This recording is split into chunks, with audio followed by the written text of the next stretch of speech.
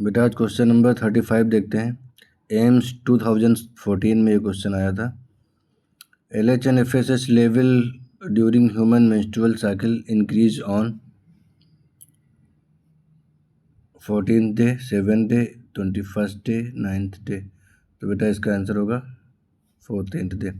LH सर्ग आपने पढ़ा होगा। जब ओवुलेशन होता है, 14th डे ओवुलेशन होता है, तो उस समय LH पीक पे जाता है और इसको बोलते हैं LH सर्ग। तो जो LH सर्ग होता है उसमें LH बहुत ज़्यादा लेवल बढ़ जाता है LH का, और FSH भी साथ में, क्योंकि FSH पहले से बढ़ा हुआ होता है फॉलिकल का डेवलपमेंट कराने के लिए, फॉलिकल को स्टिमुलेट करता है फॉर ओव्यूलेशन। LH और FSH दोनों बढ़ते हैं कब? 14th day.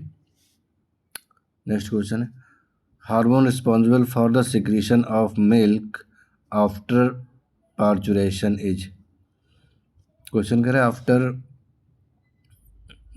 ये parturition secretion of milk, not ejection of milk. ACTH का कोई रोल नहीं है, LH का भी कोई रोल इसमें नहीं है, ICS इंटरस्टिशियल स्टिमुलेटिंग हार्मोन नहीं, ये भी नहीं। प्रोलैक्टिन ये होता है। प्रोलैक्टिन बेटा मिल्क सिक्रीशन या बोल सकते हैं सिंथेसिस और सिक्रीशन कराता है, मिल्क इजेक्शन कराता है ऑक्सीटोसिन। और वैसे ऑक्सीटोसिन ऑप्शन में भी नहीं है और क्वेश्चन में इजेक्शन पूछा भी नहीं। मिल्क के निकालने इजेक्शन के लिए ejection of milk oxytocin responsible है, एंड सिंथेसिस और सिक्रीशन ऑफ मिल्क रिस्पॉन्सिबल है prolactin. So answer for prolactin. AIPMT 2015 में क्वेश्चन आया है। 37 नंबर क्वेश्चन देखते हैं। Capacitation refers to change in the ovum before fertilisation, ovum after fertilisation, sperm after fertilisation, sperm before fertilisation. Sperm before fertilisation, fertilisation के पहले sperm को motile बनाया जाता है, जिसका डीकैपेसिटेशन हो गया था कहाँ? एपिडिडाइमिस में। तो यहाँ पर स्पर्म को फीमेल रिप्रोडक्टिव ट्रैक्ट में उसका कैपेसिटेशन किया जाता है। Right answer 4। 38 देखते हैं। Hysterectomy is surgical removal of uterus. आपको ये मेमोरी बेस्ड क्वेश्चन है बेटा। यूट्रस को रिमूव करते हैं सर्जरी करके, जब कोई सिस्ट वगैरह होती है या ट्यूमर होता है, एबनॉर्मलिटी आ जाती है कोई, तो इसको रिमूव करते हैं यूट्रस को, तो इसको बोलते हैं hysterectomy.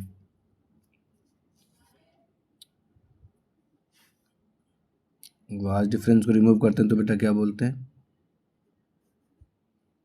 Vasectomy. 39 which of the following cell during gametogenesis is normally diploid. Normally diploid कौन सी होती है? स्पर्मेटिड हैप्लॉयड होती है, स्पर्मेटोगोनिया डिप्लॉयड होती है, सेकेंडरी पोलर बॉडी जो फीमेल में बनती है वो हैप्लॉयड होती है, प्राइमरी पोलर बॉडी भी हैप्लॉयड होती है। तो स्पर्मेटोगोनिया जिससे बनती है प्राइमरी स्पर्मेटोसाइट, फिर उसमें मियोसिस होता है तो उसे फर्स्ट बोलते हैं सेकेंडरी स्पर्मेटोसाइट, फिर उससे स्पर्मेटिड बनते हैं बेटा। तो स्पर्मेटोगोनिया डिप्लॉयड सेल होती है, आंसर होगा आपका। 40 which of this is not an important component of initiation of parturition in human. Not कौन नहीं है इम्पॉर्टेंट कंपोनेंट? पार्चुरेशन, जब पार्चुरेशन को भी इनिशिएशन में बच्चे का जन्म होता है तो उसकी शुरुआत पार्चुरेशन में कौन इम्पोर्टेंट नहीं? प्रोस्टाग्लैंडिन्स हेल्प करते हैं बेटा, ऑक्सीटोसिन भी हेल्प करता है क्योंकि यूट्राइन मसल्स में स्ट्रॉन्ग कंट्रैक्शन यही प्रोड्यूस करवाता है। प्रोलैक्टिन का अभी कोई रोल नहीं है, हाँ पार्चुरेशन के बाद इसका काम होगा मिल्क सिक्रेशन के लिए, बेटा भी नहीं। Increase in estrogen and progesterone ratio, हाँ ये बेटा बहुत इंपॉर्टेंट है, ये सही भी है। Increase in estrogen and progesterone ratio, E/P का रेशियो बढ़ जाता है, मतलब एस्ट्रोजन बढ़ जाता है, प्रोजेस्टेरॉन कम हो जाता है। प्रोजेस्टेरॉन मैंने बताया था कि क्या है बेटा? प्रेगनेंसी हार्मोन है। जब तक प्रोजेस्टेरॉन रहेगा तब तक प्रेगनेंसी टर्मिनेट नहीं होगी, मतलब पार्चुरेशन भी नहीं होगा। इंडोमेट्रियम का ब्रेकडाउन नहीं होगा।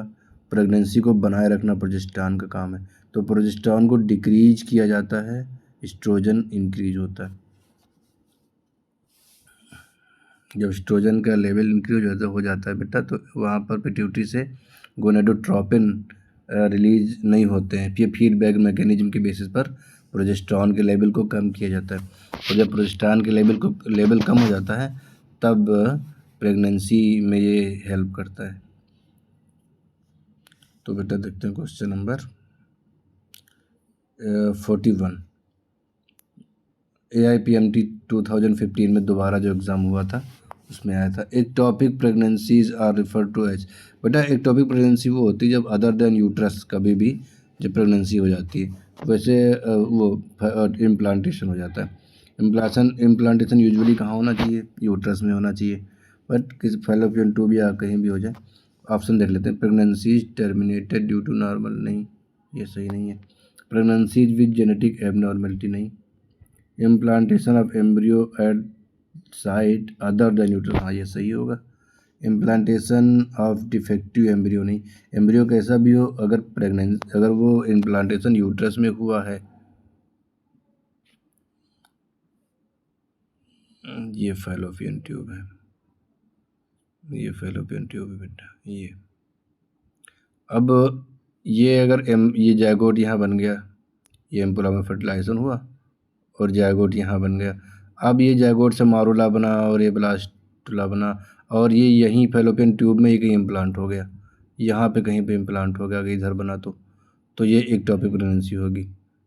यहाँ पे इम्प्लांट हो, ये यहाँ पे हो, यहाँ पे हो यूट्रस में, तो ये राइट प्रेगनेंसी है। Ectopic pregnancy implantation of embryo other than uterus, so this is right answer, third. 42 देख लेते हैं बेटा। Which of the following events is not associated with ovulation in human female. Human female जो ovulation होता है तो उसमें कौन एसोसिएटेड नहीं है? LH सर्क तो होता ही है, LH का लेवल बहुत ज़्यादा बढ़ जाना। डिक्रीज इन एस्ट्राडायल, एस्ट्राडायल क्या एस्ट्रोजन है बेटा, तो एस्ट्रोजन डिक्रीज तो नहीं होता। Full development of Graafian follicle, fully develop होगी तभी ओवुलेशन होगा, यानी फुल डेवलपमेंट उसका हो चुका है, ओबम oocyte उसमें बन चुकी है, उसी oocyte को रिलीज़ होना, उससे रिलीज ऑफ सेकेंडरी oocyte, हाँ बिल्कुल ये सभी एसोसिएटेड हैं, यही नहीं है बेटा। डिक्रीज ऑफ एस्ट्राडायल, एस्ट्राडायल मतलब एस्ट्रोजन, एस्ट्रोजन किसी हार्मोन का नाम नहीं है, एस्ट्रोजन एक हार्मोन के ग्रुप का नाम है, फीमेल हार्मोन को, उसी में एस्ट्राडायल आते हैं। तो ये आंसर होगा आपका सेकंड, ये वाला।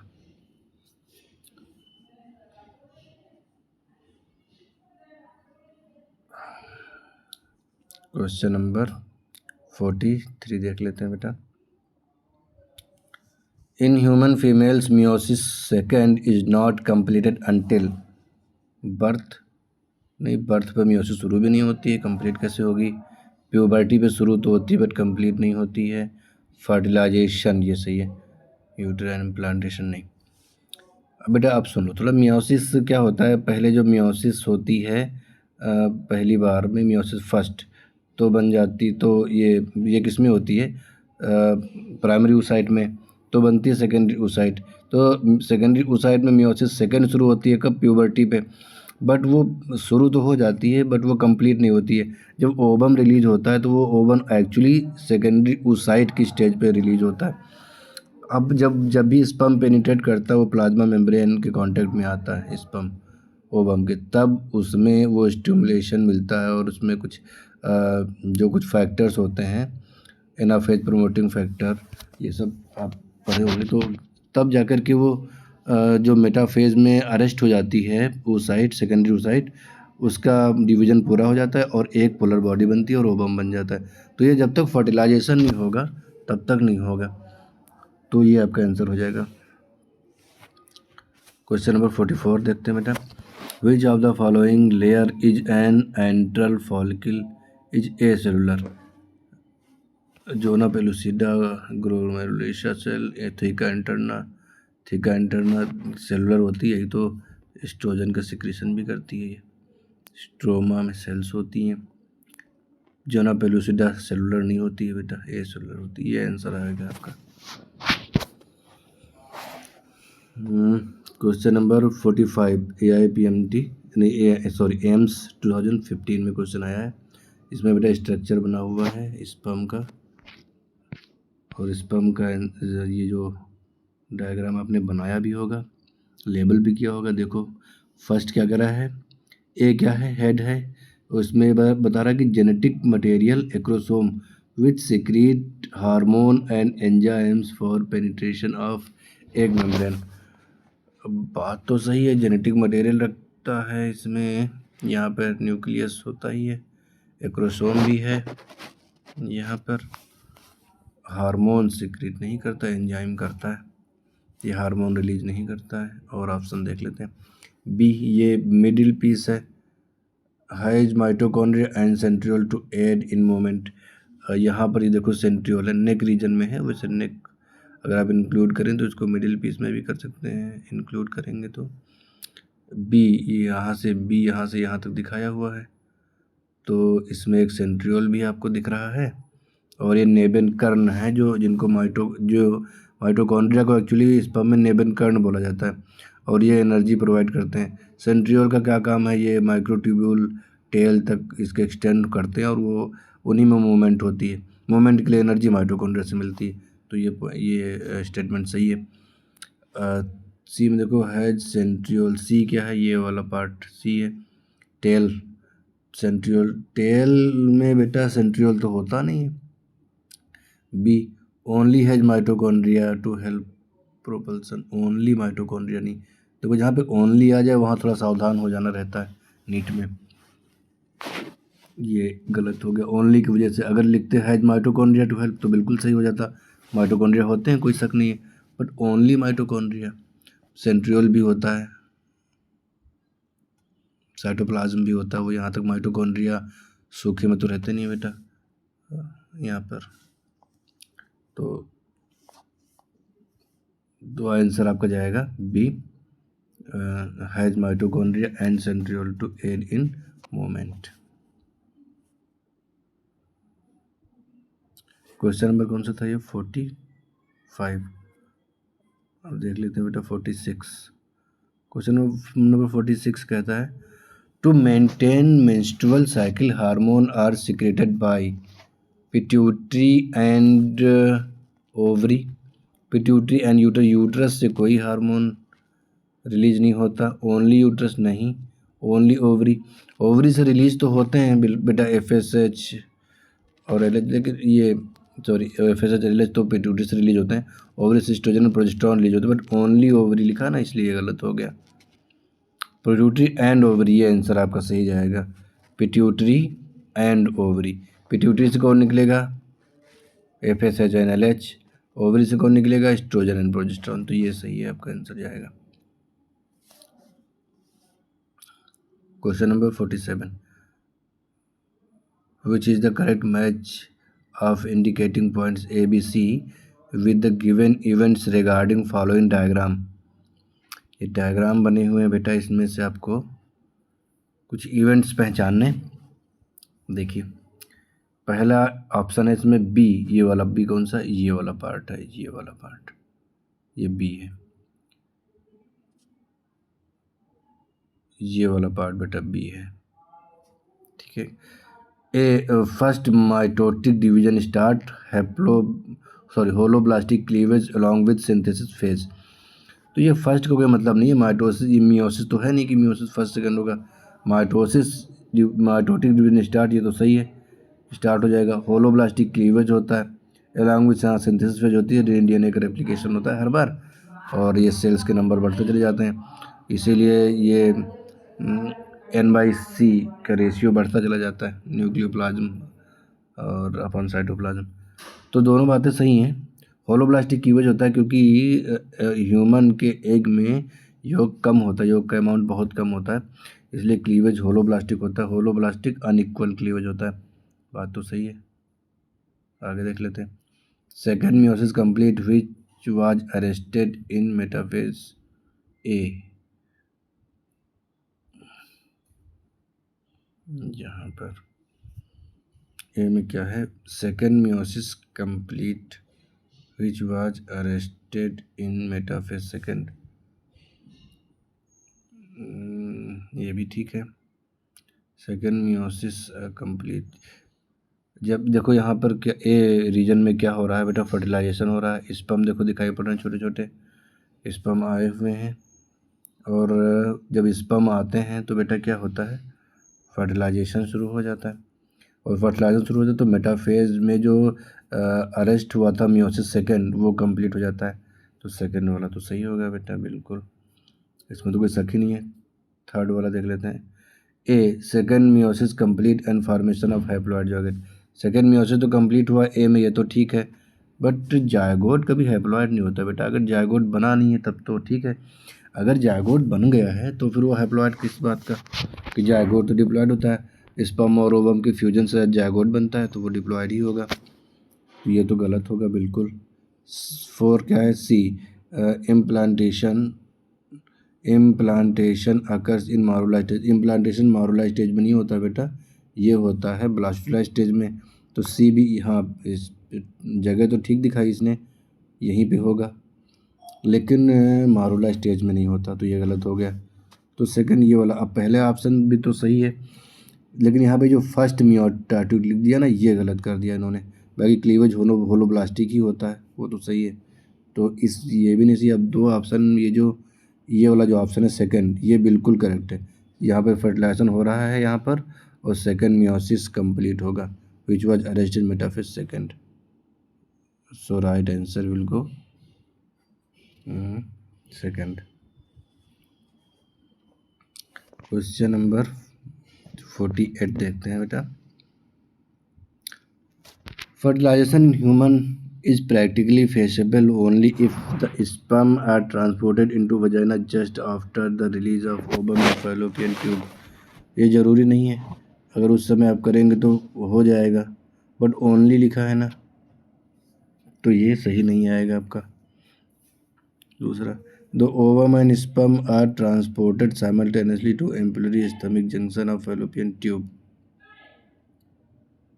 अगर साइमल्टेनियसली ट्रांसपोर्ट हुआ तभी फर्टिलाइजेशन हुआ क्या? बाद कभी बार अक्सर ऐसा होता है कि ओवम रिलीज हो जाता है, स्पर्म बाद में आता है। ज़रूरी नहीं कि जैसे ओव्यूलेशन हुआ तुरंत सेक्सुअल इंटरकोर्स हो गया, स्पर्म पहुंच गया। 48 आवर्स का टाइम पीरियड होता है बेटा। थर्ड ऑप्शन देते हैं, the ovum and sperm are transported simultaneously to ampullary isthmic junction of cervix में, बिल्कुल गलत। सर्विक्स कहाँ से आ गई इसमें?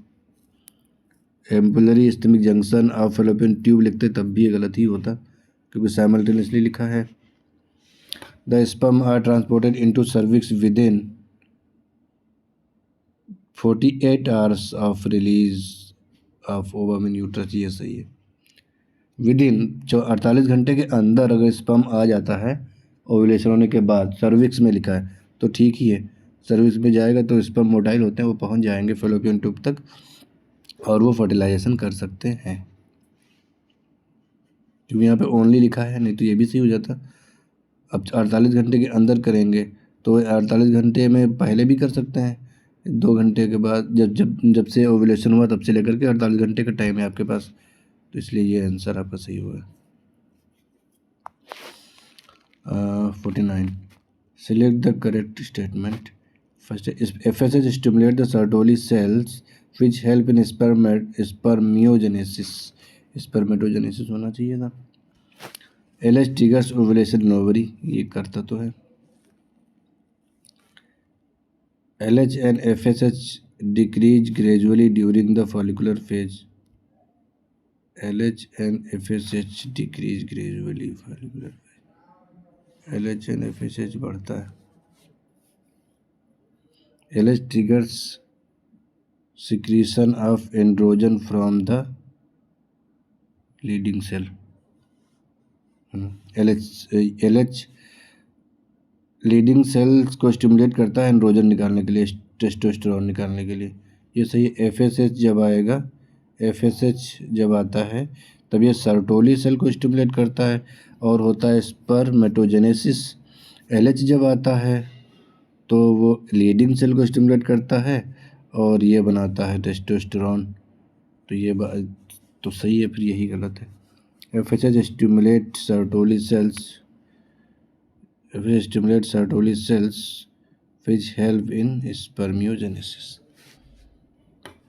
स्पर्मेटोजेनेसिस होना चाहिए था, तब ये सही हो जाता। FSH stimulate the Sertoli cell, ये वाला सही आंसर आपका होगा। 49 50 देखते हैं बेटा।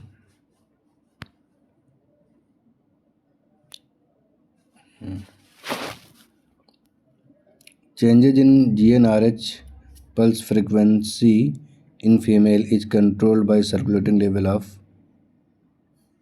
इजी क्वेश्चन है बेटा, आप देखते ही बता सकते हैं। ऑप्शन पढ़ लेते हैं। Estrogen and progesterone, estrogen and inhibin, progesterone only, progesterone and inhibin, estrogen and progesterone. GnRH क्या है बेटा? Gonadotropin releasing hormone. कहाँ से निकलेगा? हाइपोथैलेमस से। कहाँ से निकलेगा बेटा? हाइपोथैलेमस से। और हाइपोथैलेमस किसको स्टिमुलेट? पिट्यूटरी को। पिट्यूटरी से क्या निकलेगा? गोनेडोट्रोपिन, जो FSH एंड LH। तो और FSH और LH जब निकलेंगे तो आगे एस्ट्रोजन और प्रोजेस्टेरॉन को स्टिमुलेट करेंगे निकालने के लिए, सीक्रेशन को। तो इसलिए जब ये ब्लड सर्कुलेट हो रहा है उसमें एस्ट्रोजन और प्रोजेस्टेरॉन का लेवल ज़्यादा है, तो वो GnRH को डिक्रीज करेंगे। Change in GnRH pulse frequency in female is control by, हाँ ठीक है, ये आपका फर्स्ट आंसर हो जाएगा बेटा। Question number 51, identify the correct statement on inhibin. Inhibin क्या इनहिबिट करता है बेटा? फर्स्ट ऑप्शन देखो, inhibits the secretion of LH, FSH and prolactin. नहीं तो बेटा, it produced by granulosa cells in ovary and inhibits the secretion of FSH। is product of granulosa cell in ovary and inhibit the secretion of LH, ये भी नहीं है। it produced by nerve cell in testis and inhibit the secretion of LH। ये निकलता है बेटा Sertoli cell से निकलता है, सर्टोली सेल से निकलता है। सर्टोली सेल को नर्व सेल भी बोला जाता है, टेस्टिस की। इनहिबिट द, और ये बेटा इनहिबिन स्पर्मेटोजेनेसिस को प्रिवेंट करता है। इसमें लिखा हुआ है सिक्रेशन ऑफ LH। ऑप्शन देख लेते हैं। ग्रेनुलोसा सेल ओवरी, यही आंसर होगा। सर्टोली सेल से निकलता है और स्पर्मेटोजेनेसिस को और LH के सिक्रेशन को भी कंट्रोल करता है। 51 का आंसर होगा आपका 4। नीट के फेज सेकेंड में 2016 में क्वेश्चन आया है 52, विच of the following depicts the correct pathway of transport of sperm. देखते हैं। रेटी टेस्टिस, फर्स्ट ऑप्शन देखो, रेटी टेस्टिस, फास्ट डिफरेंस, इफरेंट डक्टल्स, गलत हो गया, इफरेंट डक्टल्स, रेटी टेस्टिस, फास्ट डिफरेंस, एपिडेमिस। रेटी testis, efferent ductal, efferent ductal यानी वासा इफरेंसिया। एक बेटा डक्ट और होती हैं जिनको ट्यूबुलाई रेक्टाई बोलते हैं, जो और पहले होती हैं, रेटी टेस्टिस के पहले भी, जो सेमिनिफरस ट्यूब्यूल्स, तो उनका जिक्र इसमें नहीं है। बात शुरू हुई है रेटी टेस्टिस से, तो रेटी टेस्टिस से स्पर्म निकलेंगे तो वासा इफरेंसिया में जाएंगे, जिसको इफरेंट डक्टलस लिखा है इन्होंने, डक्टल। और फिर इस वासा इफरेंसिया से एपिडेमिस में, एपिडेमिस से वास डिफरेंस में, तो ये सही होगा थर्ड, रेटिटेटिस एपिडेमिस, ये गलत हो गया। तो ये राइट आंसर होगा बेटा आपका रेटिटेस्टिस, इफरेंट डक्टल्स मतलब वासा इफरेंसिया, फिर एपिडेमिस, फिर वास डिफरेंस, ये सही है, थर्ड ऑप्शन सही है आपका। 53. Match the column 1 with 2. Select the correct option. Mons pubis क्या है बेटा? फीमेल एक्सटर्नल जेनाइटेलिया है। मॉन्स प्यूबिस क्या है? फीमेल एक्सटर्नल जेनाइटेलिया है। नेबेनकर्ण स्पर्म में मिलते हैं। एंट्रम ग्रेफियन फॉलिकल में मिलता है। ट्रोफोइक्टोडर्म एम्ब्रियो की मेम्ब्रेन होती है। तो सही है। ए को किसमें मैच किया मैंने? 3 में। ए का 3 1 2 3 में मिल रहा है, ठीक है। एंट्रम बी का किसमें मैच किया मैंने? 4, बी का 4, ये दोनों। फिर सी को मैंने मैच किया है 1 से, सी का 1, ये लास्ट आंसर। और डी का 2, डी का 2, हाँ ठीक है। 4 ये वाला ऑप्शन होगा आपका। जो मैच करेंगे तो देखेंगे ये वाला आपका आएगा। 54. Several hormones like HCG, HPL, estrogen, progesterone are produced by placenta. देखते ही आंसर लगाना है बेटा, क्योंकि human chorionic gonadotropin HCG placenta से निकलेगा। ये प्रेगनेंसी टेस्ट में भी आता है और ये कार्पस ल्यूटियम को रेस्क्यू करने का भी काम करती है HCG।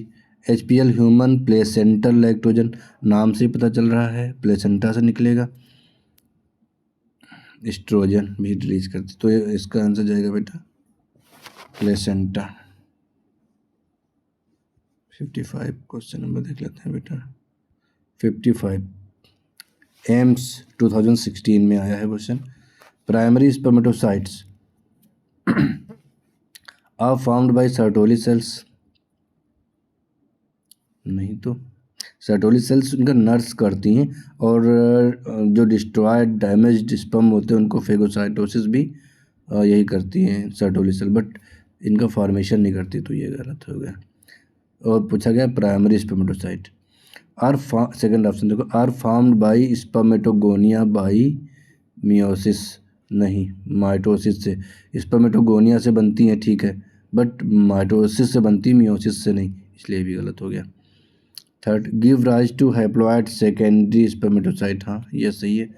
प्राइमरी स्पर्मेटोसाइट से सेकेंडरी स्पर्मेटोसाइट बनती है जो कि हैप्लॉइड होती है। Fourth option, give rise to spermatid directly, नहीं, ये तो डायरेक्टली लिखा है ना, ये आपकी कन्फ्यूजन को दूर करने के लिए लिखा है। अगर ये लिख देता गिव राइज टू स्पर्मेटिड तो आप ये संकोच में पड़ते कि हाँ स्पर्मेटिड बनती तो है, हालांकि एक स्टेप बाद बनती है। प्राइमरी स्पर्मेटोसाइट से पहले सेकेंडरी स्पर्मेटोसाइट बनेगी फिर स्पर्मेटिड बनेगी, बट इन्होंने लिखा डायरेक्टली, तो कोई कन्फ्यूजन नहीं है क्योंकि डायरेक्टली तो बनती नहीं है। तो primary spermatocyte give rise to haploid secondary spermatocyte, ये आंसर बिल्कुल सही है। थर्ड आपका आंसर सही हो जाएगा इसमें। 56 विच of the following is correct, correct बताना कौन सा। एस्ट्रोजन इंक्रीज आफ्टर इवोल्यूशन, हाँ इंक्रीज तो होता है। Graafian follicle mature in luteal phase, Graafian follicle mature in luteal phase, वैसे तो फॉलिकुलर फेज में मैच्योर होती है, और ग्रेफियन फॉलिकल ओव्यूलेशन के बाद कार्पस लूटियम बन जाती है, लूटियल फेज में वो बनती है। Maximum level of progesterone and progesterone is between 12 to 13 day of menstruation cycle. बेटा प्रोजेस्टेरॉन का लेवल बहुत ज़्यादा बढ़ता है आफ्टर ओवुलेशन, जब कार्पस लूटियम बनती है तब प्रोजेस्टेरॉन बढ़ा हुआ होता है। तो ये भी सही तो नहीं है, क्योंकि 14 डे तो ओवुलेशन होगा, उसके बाद बढ़ेगा। एस्ट्रोजन मेंटेन प्रेगनेंसी, नहीं, प्रोजेस्टेरॉन मेंटेन प्रेगनेंसी, यहाँ पे प्रोजेस्टेरॉन होना चाहिए था। तो यही आंसर होगा, यही सही लग रहा है फिर, क्योंकि सारे ऑप्शन तो गलत हैं। ग्रेफियन फॉलिकल मैच्योर, ये लूटियल फेज में कार्पस लूटियम बनती है, ग्रेफियन फॉलिकल फॉलिकुलर फेज में बनती है बेटा। मैक्सिमम लेवल, ठीक है, फिर यही फर्स्ट आंसर होगा आपका। एस्ट्रोजन और प्रोजेस्टेरॉन दोनों बढ़ते हैं आफ्टर ओव्यूलेशन।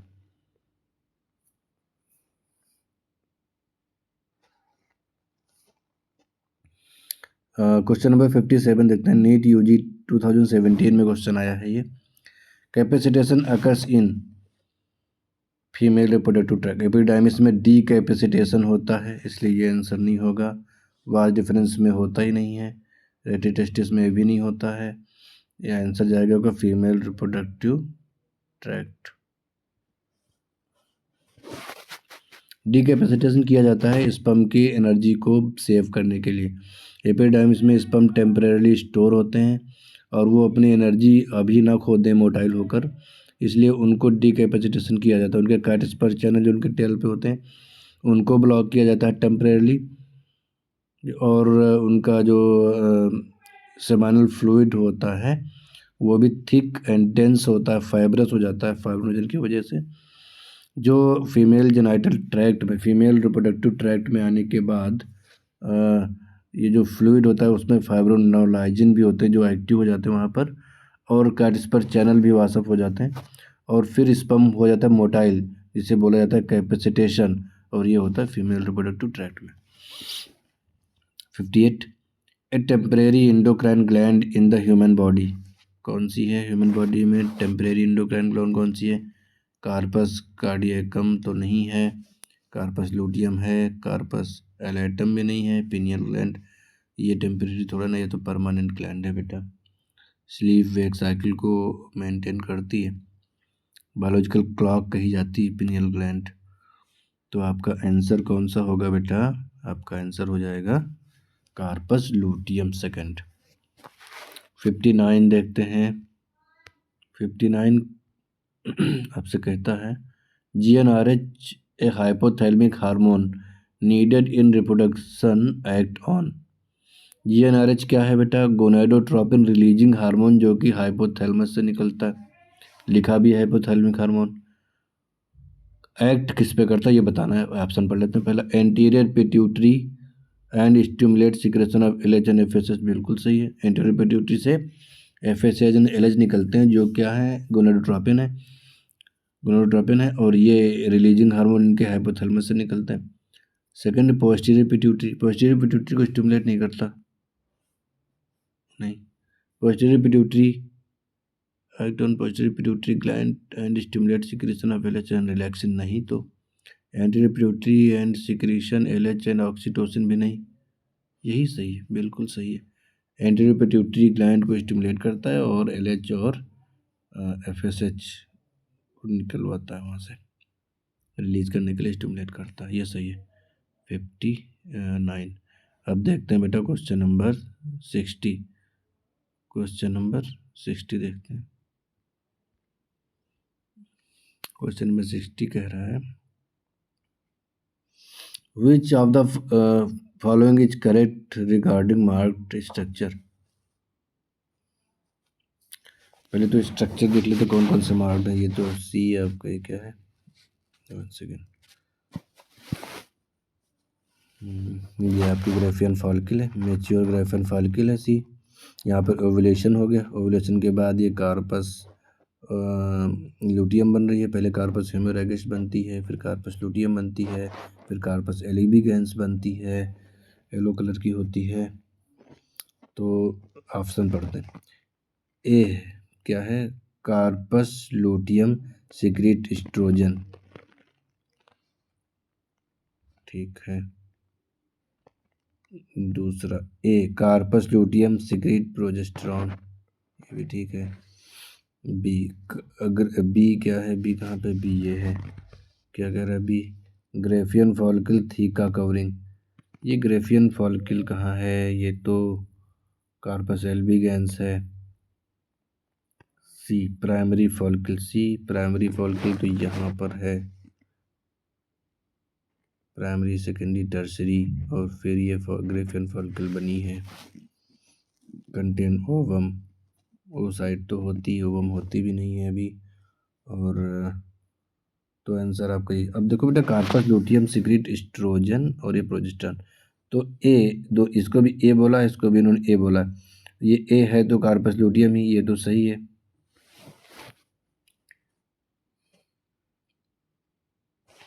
और ये दोनों देखो, ये वाला स्ट्रक्चर को तो शो ही नहीं किया इन्होंने, इसको शो किया। ये भी कार्पस लूटियम है, ये बन रही है और ये बन गई है, ल्यूटियल फेज है दोनों ये, तो यही सही है, सिक्रीट प्रोजेस्टेरॉन, ये आंसर होगा आपका। Question number 61, select the correct statement about menstrual cycle. Correct statement क्या है? FSH on 12th day and LH on 15th day attain the peak level। हाँ, अटेन तो करता है।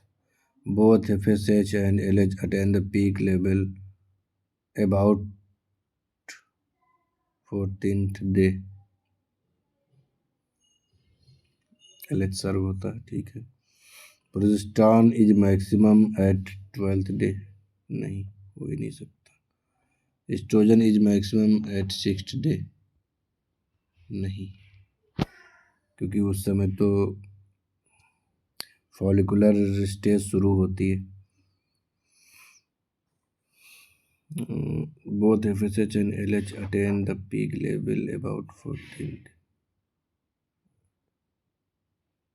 अच्छा, LH में 15th डे लिखा है, हाँ ये गलत हो जाएगा, ये गलत। FHH तो 12th डे से बढ़ना शुरू हो जाता है और वो 14 दिन तक 14th डे तक आते आते पीक लेवल ले लेता है। बट LH ओवुलेशन के बाद LH डाउनफॉल करता है। LH होता है 15th डे और 15th day, sorry 14th day ovulation हो गया, उसके बाद LH नहीं बढ़ता, तो ये गलत हो जाएगा बेटा, ये सही है।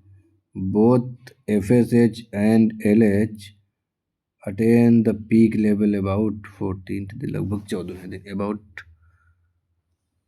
14th डे, लगभग 14वें दिन ये बढ़ते हैं, उनका लेवल बढ़ जाता है, तो सही है बेटा।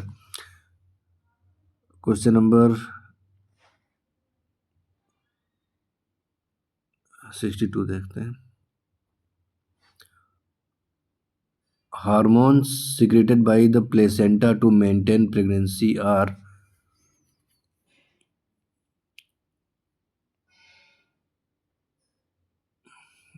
Human chorionic gonadotropin, human placental lactogen, progesterone, progestogen and prolactin.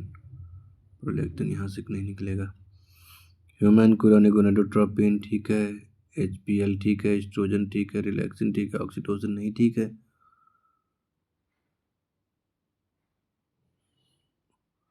Third देखते हैं, HCG सही है, HPL भी ठीक है, प्रोजेस्टेरॉन भी ठीक है, एस्ट्रोजन भी ठीक है, ये सही लग रहा है। ये देख लेते हैं फोर्थ, HCG ठीक है, प्रोजेस्टेरॉन ठीक है, एस्ट्रोजन, ये ग्लूकोकॉर्टिकॉइड्स के वहाँ पे कोई काम नहीं।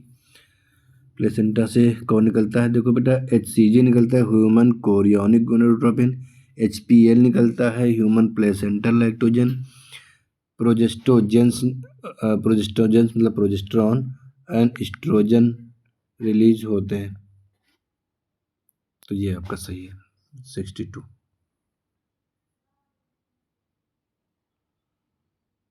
तो अब ये 63 देख लेते हैं।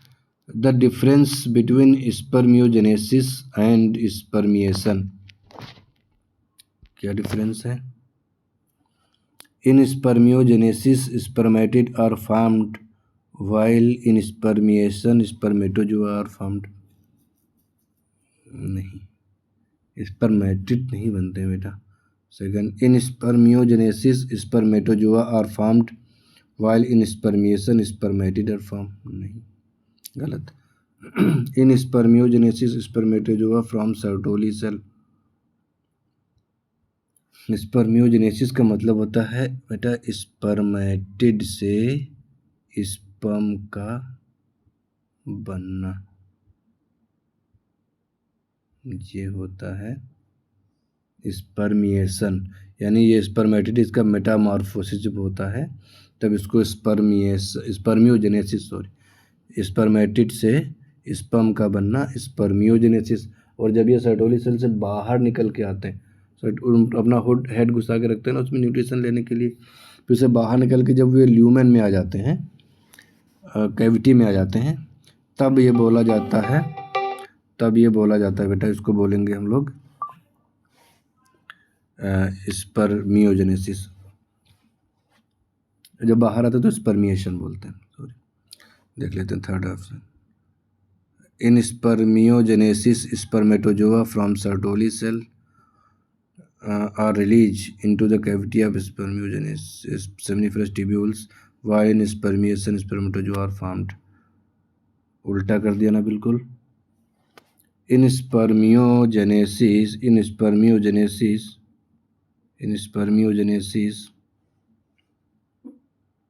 spermatozoa are formed while the spermatozoa are released from Sertoli cell into cavity of seminiferous tubule। ये सही है, ये राइट आंसर होगा आपका, बिल्कुल सही है।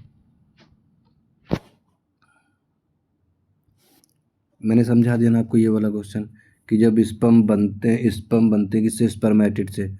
स्पर्मेटिड भी हैप्लॉइड है, और जब इसका मेटामॉर्फोसिस होगा स्पर्म में, तो ये इनको स्पर्मेटोजोआ में, तब इसको बोलेंगे स्पर्मियोजेनेसिस।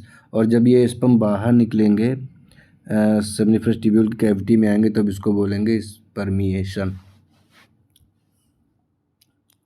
ये तीनों वर्ड्स अलग अलग होते हैं, spermatogenesis, spermiation and spermiogenesis. Spermatogenesis ये पूरी प्रोसेस होती है, इस स्पर्मेटोगोनिया से स्पर्म बनना, और स्पर्मियोजेनेसिस स्पर्मेटिड से स्पर्म बनना, और स्पर्मिएशन होता है स्पर्म का बाहर निकलना सर्टोली सेल से, और ये सेमिनिफरस ट्यूब्यूल के ल्यूमेन में आ जाना। 64 the amnion of mammalian embryo is derived from ectoderm, mesoderm, endoderm and mesoderm।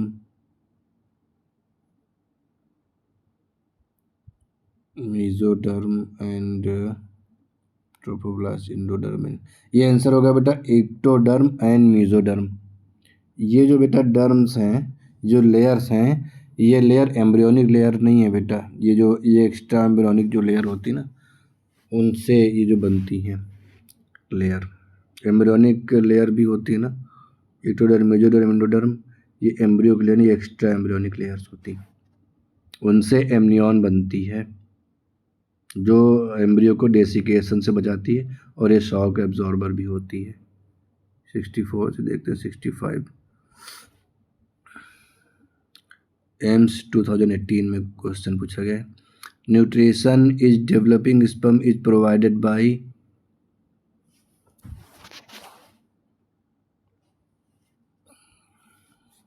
Nerve cell और सर्टोली सेल। इंटरस्टिशियल सेल क्या होती हैं, लीडिंग सेल्स। सेमेन ग्लैंड्स ये भी नहीं है। एपिडर्मिस में स्टोर होते हैं टेम्परेरली, और डिकैपेसिटेशन होता है। न्यूट्रिशन ऑफ डेवलपिंग स्पर्म ये होती है नर्व सेल, सर्टोली सेल करती। क्वेश्चन नंबर 66, ये भी एम्स में है। Main hormone after ovulation is, ovulation के बाद मेन हार्मोन कौन सा होगा, प्रोजेस्टेरॉन होगा, क्योंकि प्रोजेस्टेरॉन जब तक रहेगा तब तक प्रेगनेंसी रहेगी, प्रेगनेंसी को बनाए रखने का काम करता है, और इसको प्रेगनेंसी हार्मोन भी बोलते हैं। तो ओव्यूलेशन हो गया, उसके बाद तो प्रोजेस्टेरॉन रिलीज होता है, एस्ट्रोजन भी रिलीज होता है, लेकिन मेन हार्मोन पूछा और एक ही पूछा है, तो आपको प्रोजेस्टेरॉन बताना पड़ेगा। After ovulation only estrogen increase, नहीं। ओनली प्रोजेस्टेरॉन इंक्रीज, नहीं। Both estrogen and progesterone increase, ये सही। Progesterone increase but estrogen decrease, नहीं। तो आंसर क्या जाएगा, प्रोजेस्टेरॉन एंड एस्ट्रोजन दोनों इंक्रीज होते हैं। अब बेटा देख लेते हैं ये क्वेश्चन कौन सा है।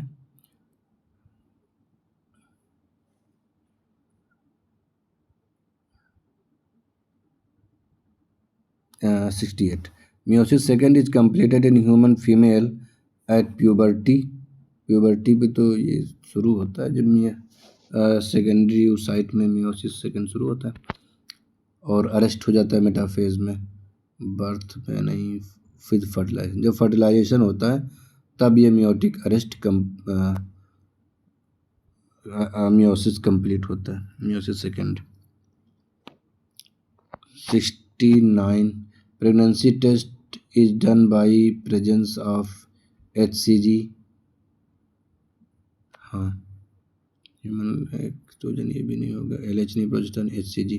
जो प्रेगनेंसी किट आती है बेटा वो क्या चेक करती है, वो ये चेक करती है कि यूरिन में HCG है कि नहीं है। अगर HCG है इसका मतलब प्लेसेंटा बनी है, क्योंकि ये निकलेगा किससे, प्लेसेंटा से। ह्यूमन कोरियोनिक गोनाडोट्रोपिन प्लेसेंटा से निकलता है। अगर यूरिन में है इसका मतलब प्लेसेंटा बनी है। प्लेसेंटा तब बनेगी जब प्रेगनेंसी होगी, तो ये सही है फिर।